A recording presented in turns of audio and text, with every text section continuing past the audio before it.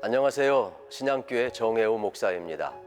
오늘은 성령의 능력으로 부흥하는 교회에 대해서 말씀을 나누려고 합니다. 그리하여 온 유대와 갈릴리와 사마리아 교회가 평안하여 든든히 서가고 주를 경외함과 성령의 의로로 진행하여 수가 더 많아지니라. 어느 순간부터 우리 가슴속에 잊혀진 단어가 있습니다. 이제는 가장 중요한 단어 꺼내기를 두려워하고 있습니다. 그것이 무엇입니까?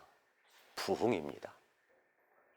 국어사전에 부흥이라는 뜻을 찾아보면 쇠퇴했던 것이 다시 일어남이라고 되어 있습니다.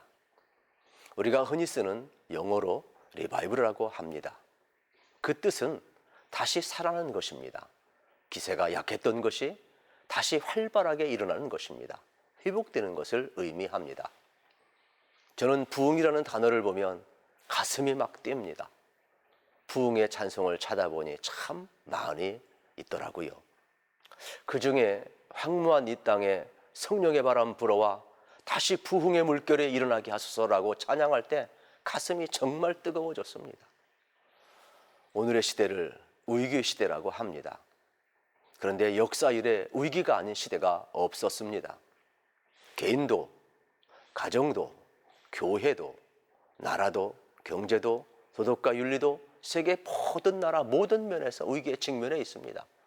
그래서 한마디로 총체적 위기라고 합니다. 오늘날 한국교회는 여러 위기에 직면해 있습니다.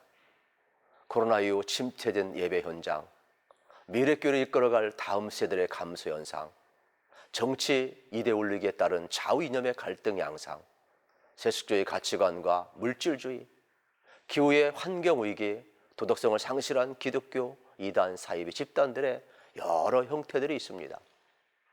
이러한 일들은 교회의 사회적 이미지의 신뢰를 추락시키고 부정적 이미지를 만들어냈어요. 일찍이 종교개혁자 깔뱅은 하나님을 인식하는 것은 오직 성령에 의해서만 가능하다고 말했습니다.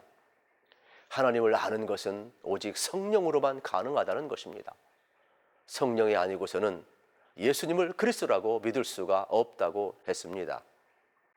사도행전 9장 31절은 초대교회 상황을 이렇게 전하고 있습니다. 그리하여 온 유대와 갈릴리와 사마리아 교회가 평안하여 든든히 서가고 주를 경외함과 성령의 의로로 진행하여 수가 더 많아지니라. 첫 번째, 평안하여 든든히 서가는 교회의 모습입니다. 사실 부흥은 하나님이 찾아오는 것입니다. 하나님이 만나주시는 것입니다.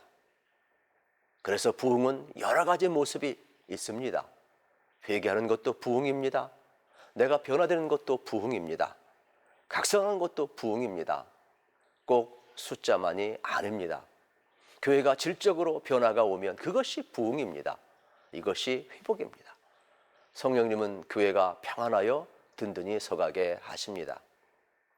두 번째는 성령님은 주를 경외하게 합니다. 경외는 하나님을 사랑하고 두려워하는 것입니다.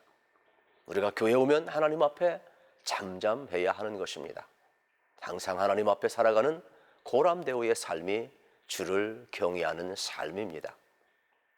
세 번째는 성령님은 위로하시고 부흥케 하시는 분입니다.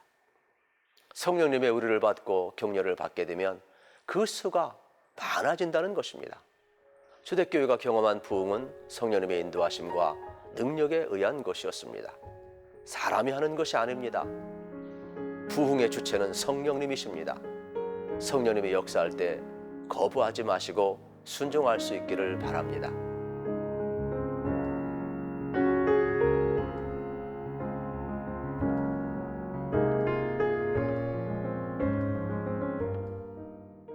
오늘날 한국교회 위기를 극복하고 다시 한번 부흥을 경험하기 위해서는 성령의 능력에 달려있다는 것입니다.